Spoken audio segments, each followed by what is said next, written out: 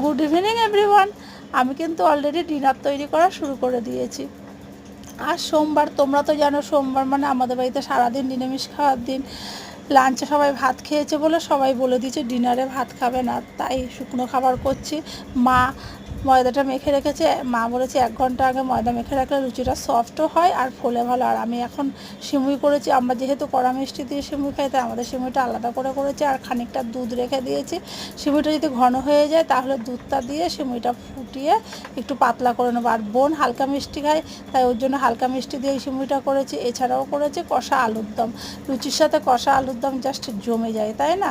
এই জন্য করে নিয়েছি। আর আলুর দমে একটু কসুতি মেথি দিয়েছি নিরামিষি বলে।